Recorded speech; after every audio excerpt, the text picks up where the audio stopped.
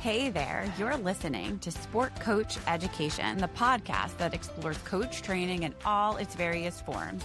I'm your host, Liz Byam. Let's get started. Hello, Stephanie. Thanks for being my first guest. Please introduce yourself and share your coaching journey. Feel free to include your experience as an athlete if it's relevant. My name is Stephanie Barnes. I was the former Stephanie Putzi. How about that one? Putzi. And I swam from 5 years old through college. So my journey kind of took me from a good swimmer, I guess you would say. And then probably my freshman year in high school kind of made the big leap to the national level. And so then I swam at that level all through high school. And at the beginning of college, my end of college career was not so great, but I swam at Auburn University all 4 years and then just started coaching right after. I don't know that I thought I was going to make it a profession, but I don't know that I had any other jobs of value since I was 21. I think they've all been coaching. I think what I like about my coaching journey is I've done everything. So to make money, you have to teach babies to swim. You have to teach grandmas to swim. You have to teach kids who aren't good. You have to teach kids that are good, right? So that extra money. And then in coaching, I had age groupers, middle schoolers, high schoolers. You have the bad swimmers, you have the good swimmers, right? And I think that helped me because I think so many coaches really just want to coach the best swimmer or the best person, right? I coached Michael Jordan. You know what I mean? They want to do that. And I think what makes it kind of enjoyable is you get to do everything. And so now, if at my older age, I can do anything, right? And I think people think it's the same thing. Coaching one age group, I think you might agree, is not the same as the other.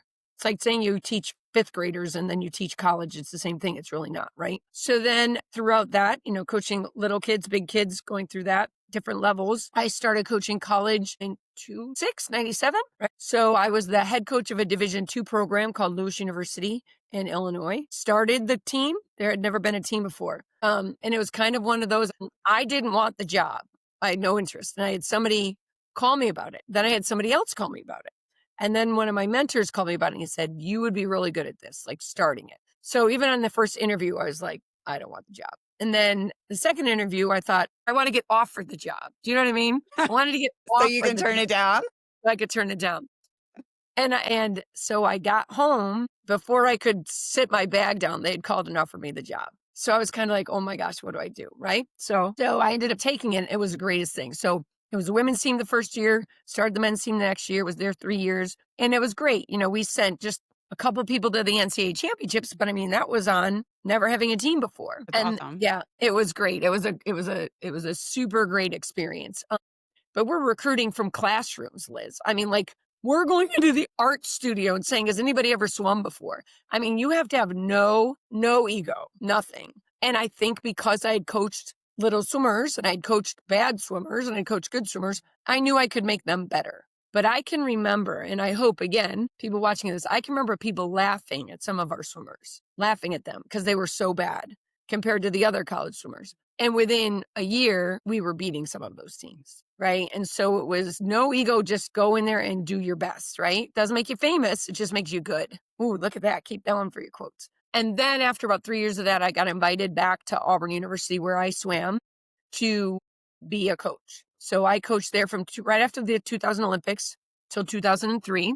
And that was, again, night and day. So now every swimmer's amazing. The slower swimmers are utterly amazing, right? Yeah. There's no slow swimmers. And then that's when you get introduced to coaching Olympians and world record holders and crazy stuff like that.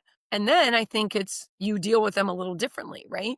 Because you're not dealing with, I can't do it, but what if I can't do it? They want to make the Olympic team. What if I don't make it? There's more to it than that, right? Going fast and winning championships. And so that was when the women won their first championship. And that was great because the men had won like 7 already and the women had not won. So that's probably one of my most favorite moments, just watching the women go from, they were still very good, but like 10th to 4th to then winning. It sounds amazing. Yeah, I mean, that one you could talk about all day long. All the people that were on there and how much you watched them improve. Because again, even though they were this amazing team, they weren't getting the Michael Phelps of the world. They were getting the very fast swimmers, but you had to make them. Yeah. Right? And that's where David Marsh was unbelievable. That's why he's one of the greatest coaches. That's why he was the Olympic coach, because he could read everybody. They didn't always like it, but he could read it, right? And then that's when I kind of broke away. I was an assistant coach at Cincinnati 1 year.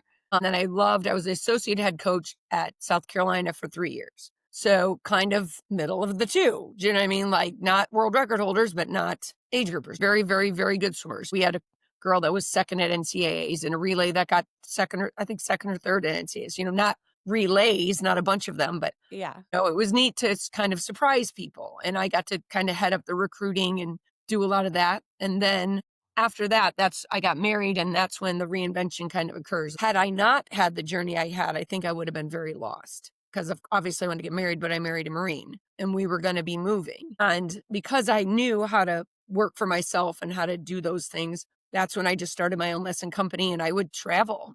I mean, we were in North Carolina and I would travel back to South Carolina and do lessons for a weekend, 20 lessons and come Wow. back because I was somebody's wife first and I had to kind of make some money and keep my skills, and then we ended up moving to Austin for a year.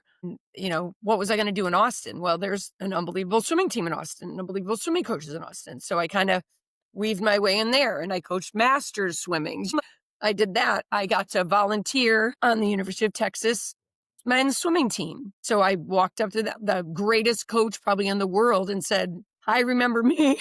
Can I help you out?" And I was waiting for him to say no. And he said yes. So because the circumstances weren't really best for my career, it was best for my husband's career. You make the best of it. And I still think to this day, I think I'm the only woman that's gotten to coach with the men's team at Texas. Wow. Right. And so that's when you're working with, like, if there's any swimming coaches in the audience, you're getting to work with Brendan Hansen and Ian Crocker and Aaron Pearsall and these larger than life swimmers. It's not just some guy that made the Olympic team. It's the guy that's the fastest for the last decade, and 17 world records and Olympic gold medalists. And because I had that experience at Auburn, it wasn't intimidating. It was exciting. I was nervous, but I wasn't intimidated. Then a couple more moves, and then we ended up in San Antonio. And then we've been here. That's where I built my own brand. That's where I built my own swimming lesson company, very small, but my own swimming lesson company. I have a summer league swimming team called the San Antonio Splash, where we have 200 to 250 kids on our team. I mean, it's a big summer league team. Mm-hmm. And then I do private work with competitive swimmers. So last week I worked with one of the best 12-year-olds in the country, and I taught a 9-month-old down the street. So I think now it's been more of a love of coaching. I can do that and go back to school, which is, for the audience, this is how we met, right through our PhD program at Troy University. And then I've gotten to kind of share my experiences and you with me as well, and some of our other classmates, and how we realize that there's not as many people out there that are really motivated to do something well. I think that's why I glommed onto you and hopefully onto me. And I'd like to think that whether I'm the greatest at it, I want to do it well. And I think that's kind of where I am now. I have to make a living, but I could make a living do a lot of things. And I'd like to think that this is something that you and I both, our journeys to do it well. And then if our degree takes us in a different direction or combines what we're doing, forward, I guess the end of my story is I would think that the last almost 40 years has been worth it. Would I love to be coaching the world record holder right now? Of course I would. But at the same time, if that opportunity presents itself again, which it may, because I'm not 100 years old, then I can say I've already done it and they can trust they can do it. But now I know how to run my own business. I know how to do a budget. I know how to study. I know to conquer. Talk about fear. I think that's the end of the journey is the beginning of the next part, and hopefully I keep doing, if I keep doing the same thing I'm doing now, I'm okay. Right. Okay. I would love to think that there's another challenge, which is why I went back to school. So I went back to Liberty, and got a second master's degree in 2023 to 24. And then 24 to 26 will be this PhD program. And that's, the challenge, the outside of coaching challenge. But for you and I, it has to do with coaching. Some of these Yeah. other people, it has to do with just teaching. And I think I would like to teach some, but I think for you and I, it's how does this work with our coaching or our athletic world, not just teaching Absolutely. about sports. So if that answers your question. It certainly does, and it made me think of a couple other things.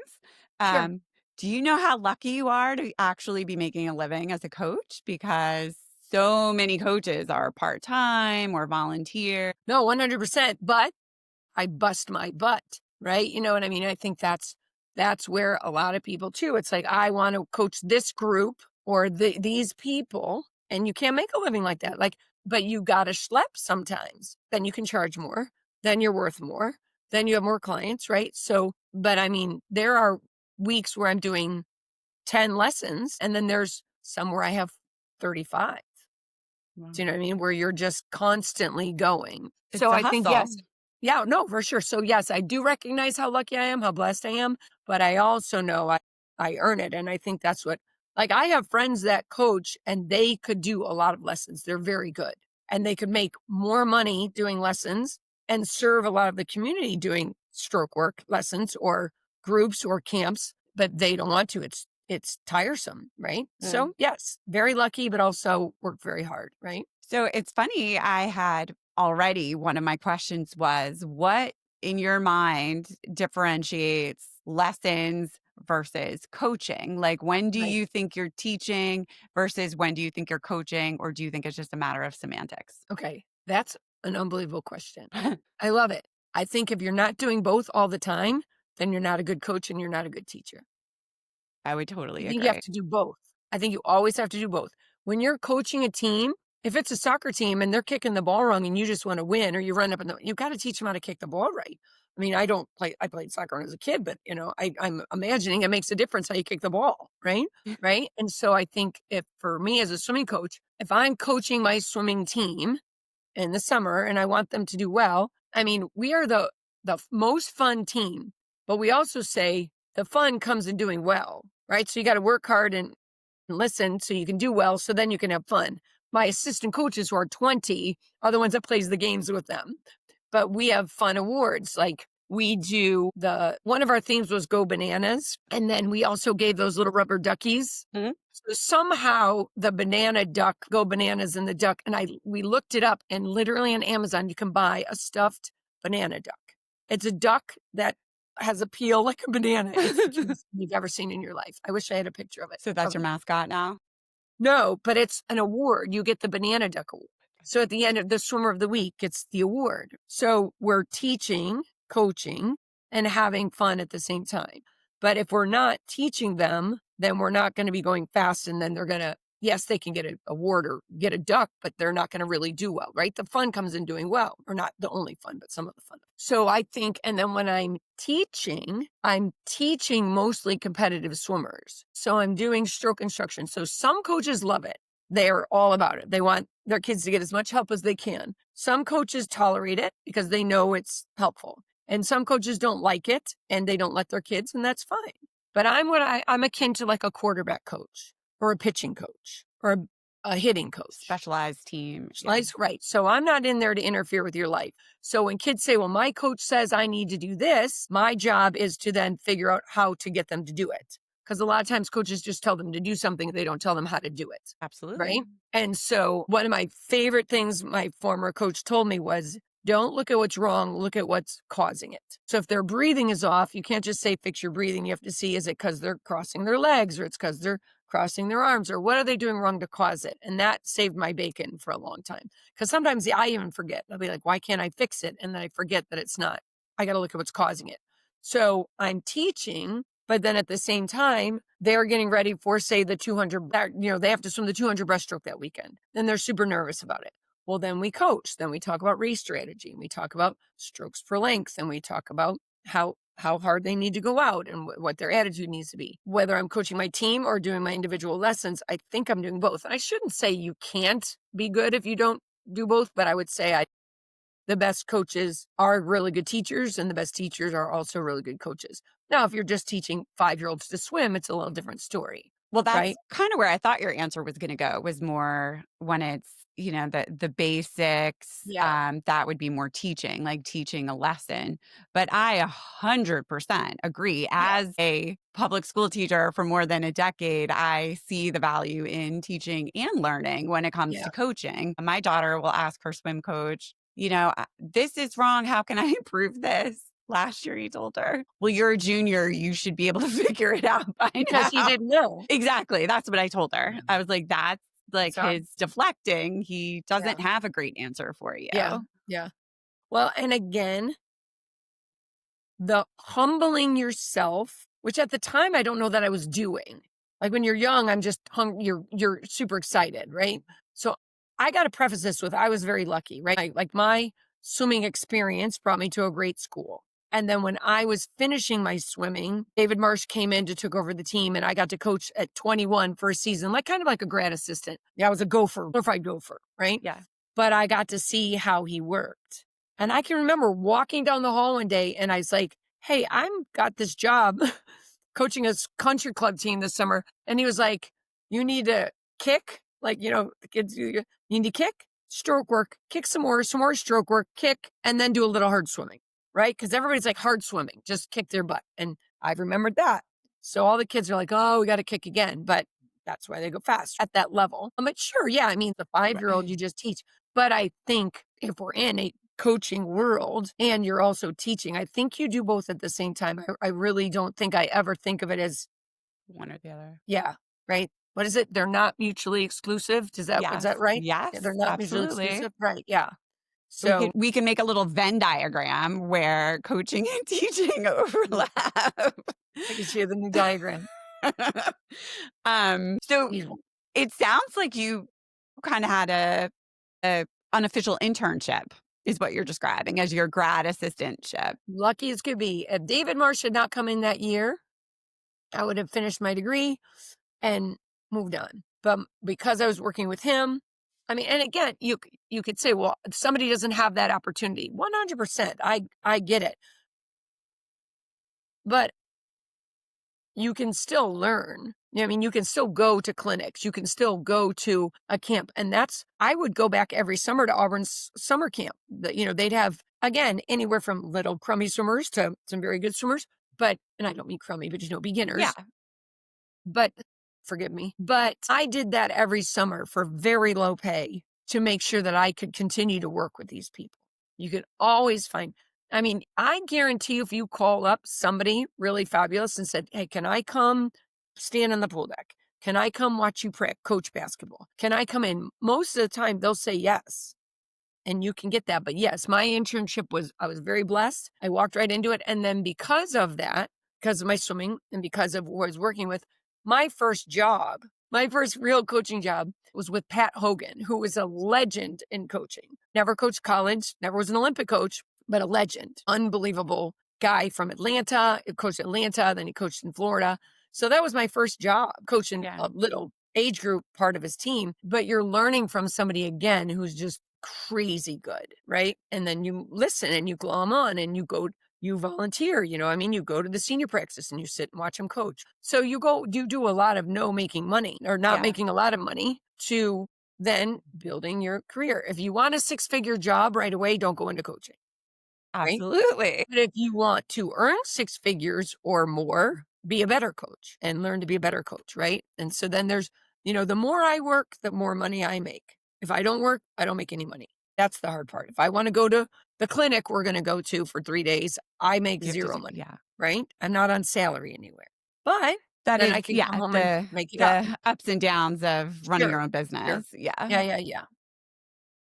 What so you said while you were in college, you never really considered being a coach. That wasn't your goal. Yeah, What if one of your swimmers or your niece approached you and asked your opinion on them majoring in coaching at college? What would right. you say? First of all, I'm going to guess on the percentage, but I think it's something like 50% of students who go to college change their degree choice. I'm going to be a nurse, I go into business. I'm going to be a business person, I go into nursing. Like people change all the time. I was going for physical therapy, right, to be a physical therapist, and then I ended up in communications and Spanish, I right? started as an engineer and ended up with exercise science. So Right? yes. So a huge percentage. So that's one thing to consider. The second is not many people do exactly what they went to go to school for. If you're an English major, you could go to law school, medical school. You don't have to Yeah. be an English teacher. In Spanish, I got a job at a newspaper. I got offered a job at a newspaper or at a radio station. At that time, I thought what I wanted to do. So you're not doing exactly what you study. So with that said, if coaching or sports of some sort, sport management, I think now the me now would say go for it because You're taking something that you love and you enjoy and you'll do well at. And then if you decide to be a coach, that's really the first degree that would really have to do with what you want to do, right? I mean, how much? So I guess my too long of an answer is I Yeah. would very much encourage them to, because you don't know what you're going to do anyway. So why not start something that you really love and you know you're going to like? And then if you change your mind, you're with the rest of the world. And if you don't change your mind and you like it, then you're one of the few that are getting to study what you actually want to do. If I go to med school, I'm going to be a doctor. If I get my degree in sports performance or sports coaching and I want to be a coach, look at that, and not many people, two of us, right? The two out of two, right? So I Absolutely. think that I would be very much encouraged. And also, you and I are great examples of that's just your first degree. We've Sure. I racked didn't up even, we've racked up quite a few degrees between the 2 of us. sure. And again, you'll hear, well, going to school or degree is important. Well, why did we go to school? Why are we getting the degrees? Because I wanted to learn and I wanted to become a better person and I wanted to put myself out there and be in an atmosphere where I don't agree with these people, but I need to be able to live with them. I need to be able to turn in a paper that they may not love the topic, but I learn how to write a better paper. I Yeah. learn to communicate better. Right? Explain And so the yourself, degrees are argue super. your side. Yeah, 100. And so like you said, I think that the degrees are worth it, maybe not to everybody else, but to you and I, they are. And I think that's why we've gone back to try this degree and then Yeah. see where it takes us. But if they don't want to go on, they don't have to. But I think for us, that's why we've put so much into it, because it's been very much worth it for us. Right. Yes. And it's the personal decision. Since you didn't major in coaching, Mm. and we talked a little bit about this, but what are some other ways you learned to be an awesome coach? I mean, you've said you put yourself around great coaches, Hmm. and you were given advice Right. even at a young age at the beginning of your career. Right. What is there anything else you could think of? You said go to clinics. Yeah. No, these are fabulous questions. I really hope you get views and people watching, and then you get more of a well-known, if you will, coach. These would be great questions for any coach. I think you mimic the coaches that you've had that were good, and So, you so wait, let get, me stop you. Let me interrupt you. Do you think it is essential that a coach be a former athlete? I would say yes. Okay. I would say yes, because I've never thought about somebody being a coach who wasn't. Okay. But then you look back, and of course, I'm going to blank out. But one of the greatest swimming coaches in the world, what was his name? Anyway, I was wouldn't know it anyway. Yale. It was one of the first coaches at Yale, and I can't think of his name, and that's terrible. But was a physical education teacher, had never swum, and he ended up being one of the greatest swimming coaches of all time. So he wasn't a swimmer, but he was of the physical education mind. He taught himself, And he had studied teaching. studied teaching. Right. So I would say my answer still is I would think they would need to have athletic Okay. experience, but we can think of a few where they don't. So, you would have to prove us wrong, I guess. You know what I mean? Like, but that's where the working really hard is, and schlepping and, watching. Now you can watch things on the internet, or you can go to camps and clinics, you can talk to people. But I think also your background at, like, my family, right? So I was fifth out of six, big Catholic family. The rules were the rules. So the rules, you break the rules, there's consequences of the rules. And so I think as a coach, that helped me a lot too, because, I wasn't traumatized because I got in trouble if I stayed past my curfew. I wasn't traumatized if I, had to sit at the table and have a discussion if I didn't do well in some classes or something. And I think that helped me a lot. Learn that they'll survive. They don't have to be babied. When you're working with an elite athletes, or even just the normal, even middle school, high schooler, they can take it.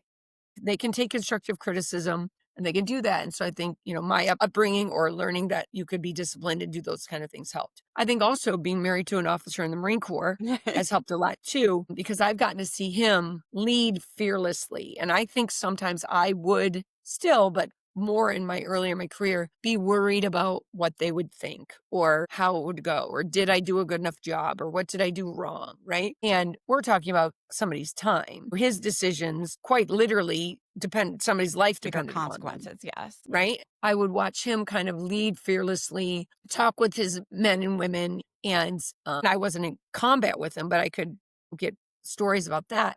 But really interesting is, like, when he would come home, somebody who was with him would talk to me separately. And that was really interesting to get a different perspective. Sure. But so I think that helped too, to have a little more confidence because even if you mess up a little bit, it's their time. And although it's important to them, there's another chance, there's another try. So But I I think those two odd, and not odd, but totally outside of the coaching realm were good influences for me. I can see why. But I also think it's interesting. You clearly, are tough when you need to be, but you Yeah. spoke about fun and the banana duck and all of that. So obviously you've learned to balance the two. I mean, you can't More just be so a as I got hard older. ass all the time Yeah. or when it's not necessary. Yeah. Yeah, more so as I got older. And I think that's the other thing too. We're studying a lot about leadership and right and a lot about ethics, right? And you can't expect a 21-year-old on their first coaching job to not ever mess up. Not mess up big. Do you know what I mean? Like there's some mistakes you can't make up again. But if there's a mistake that you can fix, then you let them. But they're not going to have the same mindset as you are as a being older coach, which is Or why that life mentoring, experience. Yeah. right? That mentoring is important. I'm going to get it wrong, but it was something I said I was speaking to the student body at the school after we won a state championship. We won 7, by the way. And I said, it's arrogant to think that we have so much influence over these children's lives, but it's frightening to think that we don't, right? So if we can't add something to their lives besides how fast they go up and down the pool, then we haven't quite done our job. But I'm not advocating for them politically or socially. I'm advocating for them to be tougher and stronger and more have a stronger mindset, giving themselves some grace. Some of these kids are too tough on themselves. And you have to learn which one is which. And when they're having a hard time, when to back off, when to push harder. And you're never going to do that as well at 21 or 27 as you are at 57, right? And so letting younger coaches learn. And that's where I'll hear parents a lot. They'll be like, well, they're not the greatest coach in the world. I'm like, they're 25. If you want a more seasoned coach, then come up with 50 more grand a year and you'll get Yeah. one. Letting younger coaches, and then they have to learn that they don't know everything either. And that's I'm sure that's hard. having confidence when you're younger is important. But I think thinking that you're the smartest person in the room, we've learned that if you think you're the smartest person in the room, then you're most definitely not. Right? Overconfidence is one of my Yeah. biggest pet peeves. Yeah, no, for sure. Right. And so I think learning. And so as a mentor, as an older coach, you work with some of these younger coaches and you're just really excited that they're hungry. One of my best friends in town is an amazing female coach. Her name is Jen Gill, and she's the head coach of a team called the San Antonio Wave. She's 33, right? Maybe not even that old. And it's crazy because we think that we're, the same age, right? So we go from being really good friends to me being a mentor, right? We kind of go Like, back and forth. But but at the same time, she's married. She has kids. Her team doesn't have the pool right there. They have to rent space from different places. So she's had to really learn how to navigate this city and how to make the team better and how she wants to coach. I'm really excited to see what she does in 10 years. Do you know what I mean? Like, I don't know that she will or won't be doing the same thing, but I think I watch her get better. But we talk all the time. We talk all the time about coaching. And then I've gotten her to go to some clinics or meet some different people. So when some really amazing people come into town, we've gotten them together. And it's just really neat to see them kind of build their own relationship. So maybe the other thing is taking out selfishness, which is hard because that's my friend or that's my mentor or that's my connection. I thought you were going to say selfishness and I want to win. I don't want to have other friends who are coaches. I don't want to support other Mm, people. interesting. Well, there are those that I don't want to be friends with and I want to win. That's for sure. But that's definitely the case sometimes. But I think even at the elite level, some of these Olympic coaches, they don't like each other. But I They're bet not they friends. they they have other coaches they reach out to or, share ideas with or get feedback from. You can't really coach in a vacuum. Right. Well, then also, even the ones that don't say get along, if you don't know them or you haven't known about them, if you saw them on the pool deck together, you have no idea they don't get along because they don't bring that nonsense. Oh. So, yeah. So yes, there are those that I want to win and I could care less if I'm friends with. There are many that you learn to share that relationship. And then, yeah. And then that selfishness of Wait, maybe this hold is on. the Hold on a cat. second. She got a new kitty, everybody. She's very excited about this. I bet it ran away again. She's sitting there There she meowing is. at me. She definitely wants to come and you wanna be on the Famous. podcast. Well, introduce the kitty. This is Lucy. Like, there's a lot of Lucy Lou. Where are you? Because Lucy. she is always disappearing. Oh, But I'm she wanted to sorry get to in. interrupt. You are not. This is your show. You get to interrupt all you want. If she starts talking, I'll be a little amazed, but I do want to change gears sure, slightly because sure. I would like you to educate me a bit about USA Swimming and their certification process. Like, who does it apply to? Who doesn't Yeah. it? You've coached at many different levels. Like, when was that pertinent and when wasn't it? So here's an interesting tidbit of that I skipped of my coaching career. I worked for a time for ASCA, which is American Swimming Coaches Association, right? So I worked there for almost 2 years and I was in charge of the certification process. That's crazy that you asked this. I kind of skipped over that. So there are different levels of coaching. So they have level 1, level 2, level 3, 4, 5. And you have to take these courses. So it's like a little college course. You take a courses, you take a test, you have to pass.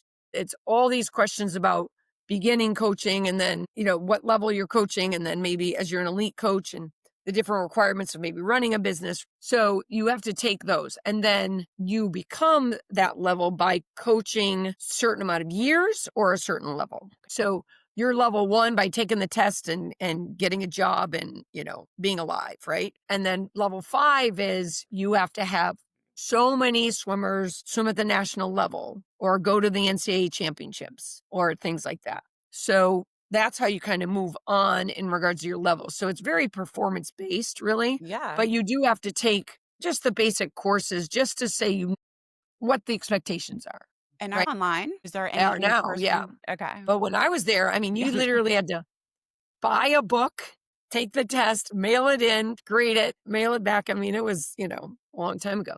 But So yes, they are online. performance is all based on how well your swimmers do or how long you've been doing it, not necessarily like not anybody observing you to decide, you're effective at coaching or not. So it's taking the tests. It's have you been coaching enough, and then how well your swimmers do. Everybody has to do like coastal safety training, right, or have your lifeguarding, and that's renewed every so many years. You have to do the background checks and the safe sport. You have to do the background checks, and then safe sport is part of right. But no, there's nobody running around checking to see. Oh, that's so cute. Checking to see if you could jump. Now, for a while, USA Swimming. I don't know if they still have it, but they had people that were in charge of regions and it would go to different swim meets and be there for you. They would go help your team if you needed some evaluation. So they would do that. I don't know that they do that as much because there were some problems with that whole thing, but they had for a while where you had representatives of USA Swimming that were available to you for help. So say That your sounds team. amazing, but I could see how it would be hard to keep it Yeah, going. yeah. I'll see if I can get one of the people I know at USA Swimming who's a great swimmer and he's running a lot of these programs and he would be an interesting person. But no, there's nobody watching over you or Yeah. evaluating you. And there is no test or guidelines that you need to follow to become a coach. And that's what you and I talk about. You can just say, I want to be a coach. And so, where's the training? Where's the mentoring? Where's the observing? They don't have that, but they don't have that in everything. That's No, the problem. to be a high school coach, swim Right. coach, do you have to have this certification? No. Okay. Now, what I had to do on my campus that was more about behavior. So I was at an Episcopal school. So we had to do again the background check, and then we had to do it's called Safeguarding God's Children, which actually was very helpful. And you do this whole online course, and it's just all the worst case scenarios. They give you all the worst case scenarios, but you have to think, what do you do if something happens to the child? What do you do if something happens to your team? What do you do if your boss is doing this? So there's a lot of that. No, there's, it's not like you walk in and somebody says, okay, we're going to evaluate you for 2 weeks and watch you coach, right? They Yeah. just basically go off of what you've done before or what you say you can do. I don't know how Oh, you would do that differently. Though. I mean, that's what you are trying to figure out. How do you do that differently? well, not even necessary. I mean, it's a double-edged sword. I mean, Sure. teachers are evaluated, but that doesn't Like, teachers hate being evaluated, and I never met a teacher who thought it was a worthwhile process. You Right. know, you might have somebody observe you. Like in my last job, I taught math. This guy had been a history teacher. I taught in a juvenile detention center. He'd never worked in one. It's like, what what do you know about what I do? And why should I respect What your does your opinion opinion about how it? does your opinion matter? Yeah. Yeah. And observations are often used really just a threat to fire people. So, Mhm. I mean, they're not supposed to be.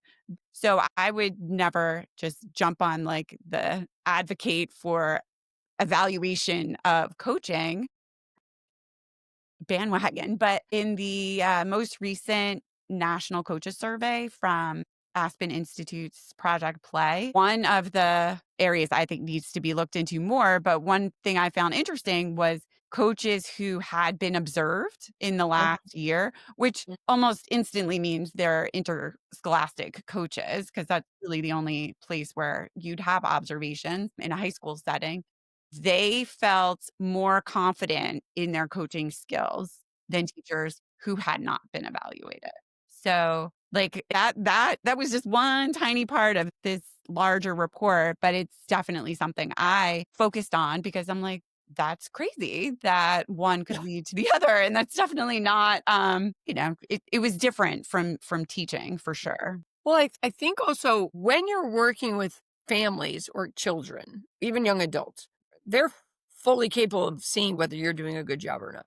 But you see in college coaching, kids 5 years later come back and say, "Well, she was mean to me," or "It was a terrible experience," and now they get fired. So I think taking responsibility for your actions and what's going on your team, I think rather than waiting 5 years, and I get it, right? People don't want to step forward or that they think they're the only one that's unhappy. I totally get that. But I think that's where evaluations come in too. Your team can evaluate you. Your parents can evaluate you, Absolutely. right? And I don't get it often, but when I do have parents that are unhappy, they know that they can come forward and say so, right? And then I can either defend my actions or realize that maybe I didn't do a good job and then do a better job. In the atmosphere I'm in, it's performance based, right? Are they doing better? Meaning I'm doing a good job. I'm not supposed to be alone with a client, so their parents are usually sitting in the stands. Now, most part, I'm evaluated on real time. That's a good point. I've taught swim lessons, at multiple locations, and I worked places that had parents required to stay, and I worked at places that did not allow parents on the pool deck because it was too distracting. Now, you weren't alone with a student, like, there were several other coaches and other students in the pool, but the parent was not allowed to observe. So it's interesting. Mine are just not allowed to talk to them, right? So if I'm on my swimming team and they're like giving them hand signals and pointing, and I get on them right away, right? Yeah, that's They like we behind the fence on field sports and stuff. Yeah. they don't need that, but yeah, it's a very how do you do it the right way? I don't have a good answer for that, Well, right? and I would say there isn't never just one way. It You could be an amazing coach in a variety of different ways, and it would depend on the sport, the age group, the specific athlete. Yeah. I want to get on the record. You and I have talked about it before, and I'm Okay. pretty sure you had never heard of the national standards for sport coaches, the No. NSSC, Mm-mm. until I brought it to your attention. Mhm. What is your take on those now? Do you know more about them now? Do they affect your life in any way? They don't affect my life in another way, and I don't know more about them now, but not because I'm not really, really interested, but because the list of my life right now is this long, right? There's And also, I so think, 42 standards on there, so it is also a long list. no, and I think it's you and I, yes, we've talked about it, and we need to talk about it again because I would like to know more about it. And so I think that it's one of those things that should not be on the back burner, but I had not even heard of it before with you. But I think it's something that would be certainly worth looking into, seeing what it is, so that if we ever talk again on here or otherwise, that we have, I'm more learned of it, but what do you think about it? Well, I guess my take is more, or where I come from is more, I think there's absolutely a need for national standards. Perhaps not those, not in the form they are, but it's not an easy thing. Um, who would these standards apply to? Who would oversee them? There are a lot of important questions that aren't going to be figured out overnight, but I do no, I do think there should be some level of standardization. I've had people argue, and I definitely want to get my brother on the podcast because he's of the, like, I coach Pop Warner and, how dare you make more work for me side of things. But at the same time, like, you coach, you're there with your kids. What about the Right. people who drop their kids off with somebody Yeah. for 3 hours? Like, what are those people? That person's qualifications. And Right. I know we have one huge issue is there are a lot of volunteer coaches in our Yeah. country, in most Yeah. countries. Yeah.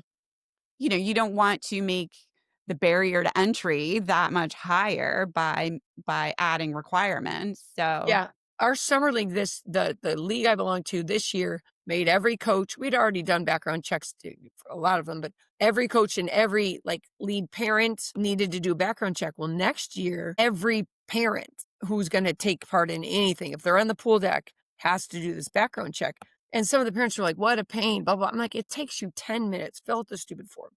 Because again, if you've got something on your record that you don't want people to know, that's fine, but then don't volunteer. And there's certain things that everybody has second chances and deserve to be forgiven, but that doesn't mean you need to coach soccer.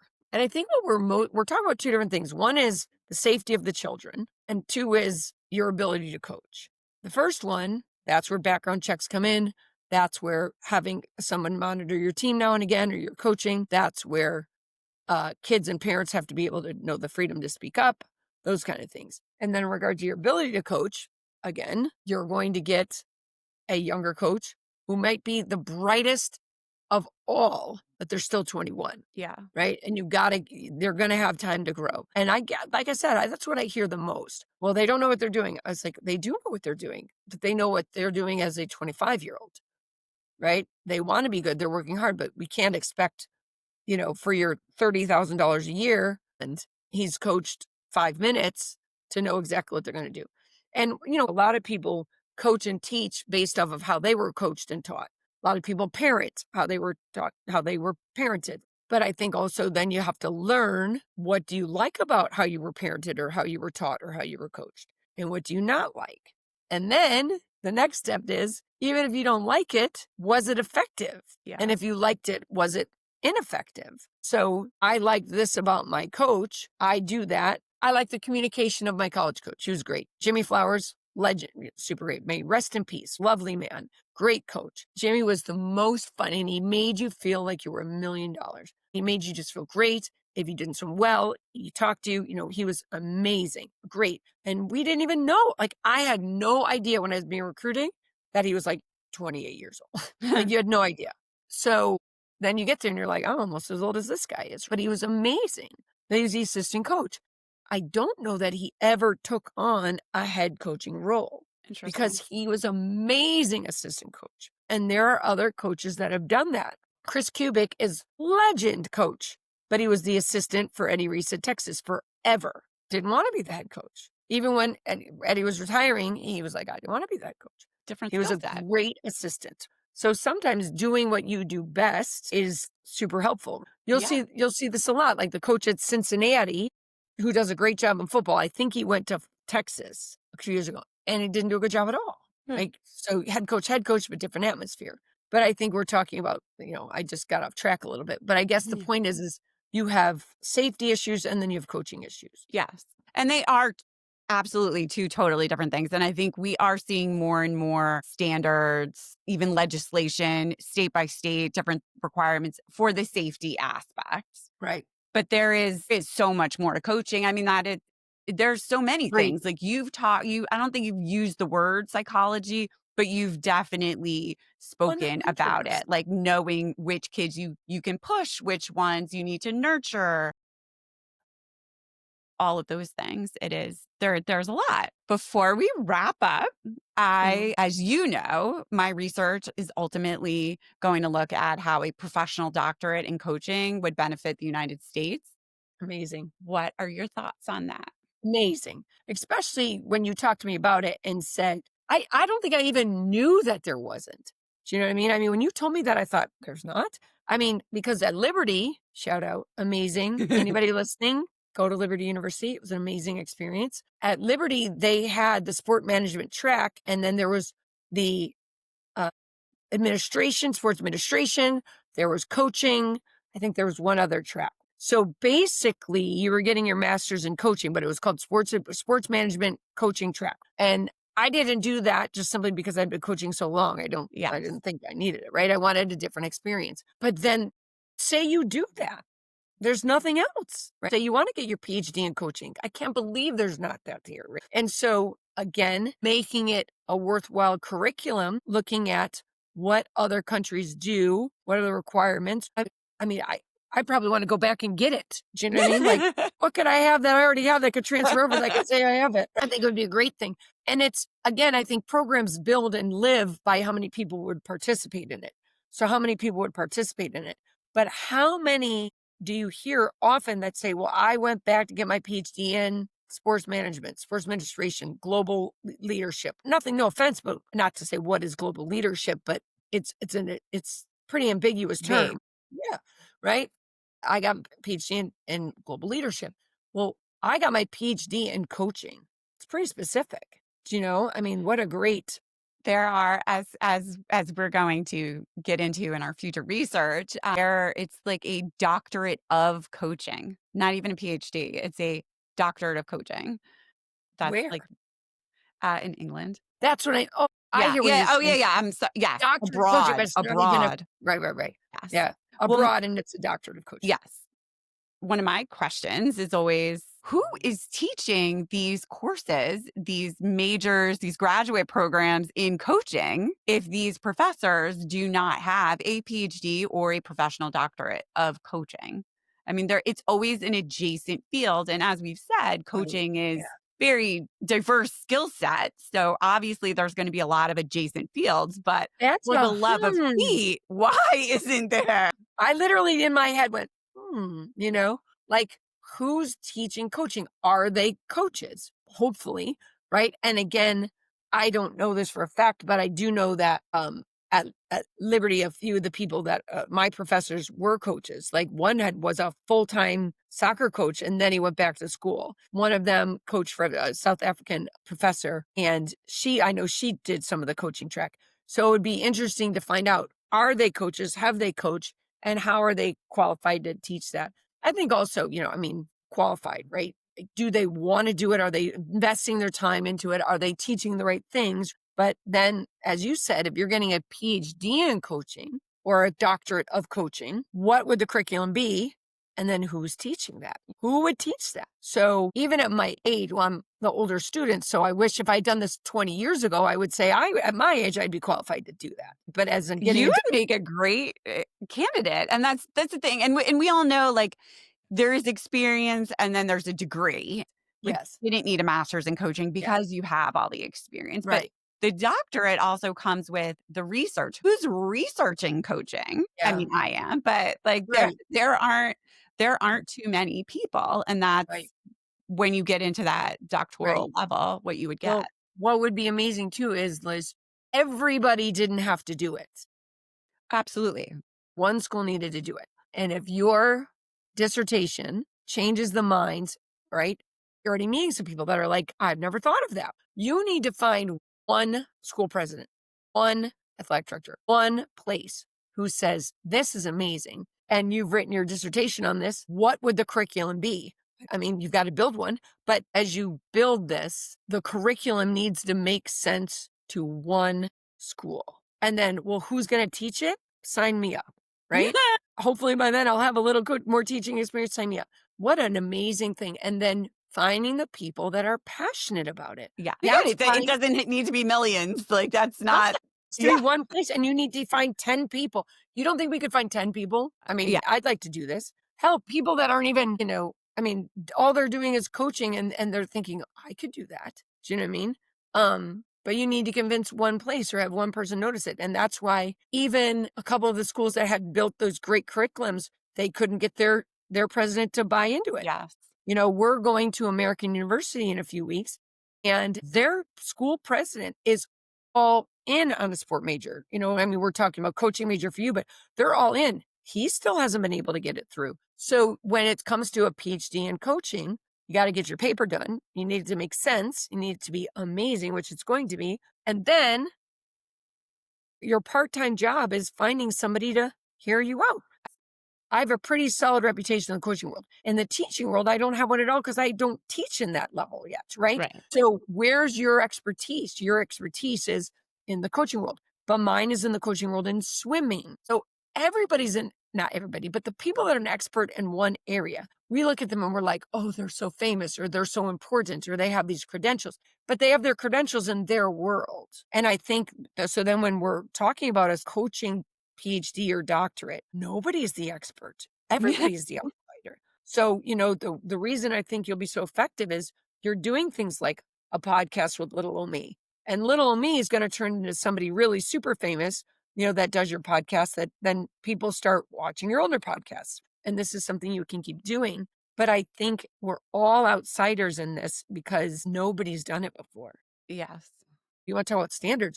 This would be a great place too. At the end of their degree, they have to go take some kind of course or some kind of exam, I mean, or be that's how it is with PT, OT. I mean, there's even for personal training where most people are not making any type of money, good money. Right. There's still a certification. So Right. I really don't a big ask.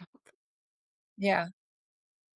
Final thought. Is there anything that I did not ask you about that you would like to share? I would say my only thing is, and I'm literally not joking, I thought about this on the walk today, was the love of what you're doing. Because you have to, look at me getting a little weepy, you have to love it to really make a difference. And do you have to love sales? Do you have to love being a UPS driver? They're very important. We need them. But what we're doing is we're interacting with people every day. And we're interacting with people younger than us, and children and parents. So I think loving it every day, even when you hate it, right? Even Yeah. when you're The hard exhausted. days. Yeah. Right. But loving what you're doing because you really do have an influence. And remembering your influence has to do with not political, not religious, not anything. It has to do with being a good person, putting forth the effort, honoring achievement, being excited for friends when they do better, forming teamwork. And so I think loving it really would be my thing, that if there's any young coach out there that they're saying, well, I really want to coach the next Michael Phelps, or I really want to coach the next Michael Jordan. Well, sure you do. And you might get that chance, but you're not going to get that chance just by wanting to be the best, right? Just by driving these kids to death to hope that one of them ends up really great, right? I think you get there by really loving it and loving all of it, and trying to be really good at it on the daily basis and get better, if that's worth it, right? No, that's awesome. I love it. Well, thanks for joining. Oh, this was an honor. Thank you Voice. so much. No, seriously. I remember when you asked me, I was like, Yeah, you're you're the an first one. accomplished coach. Well, I think after doing it, you realize you gave something to the conversation that might have been different than you expected or what you expected. But I think it's neat to see that there are things that of value that you can add. And then when you get an Olympic coach on your podcast, it's just different. They might get more views. They might get more people to listen. But then they might go back to the beginning and watch this and realize that, other coaches have ideas or thoughts or input of value, right? Of course. But it's going to be really neat to see who you can get on here. But yeah. So thank you. No, it was an honor. Thank you. Thanks so much for hanging out with me today. I hope you're walking away with some new knowledge and something to reflect on. And if this episode resonated with you, please consider sharing it with a friend or subscribing on your favorite platform. Until next week, take care, and thanks for listening to Sport Coach Education.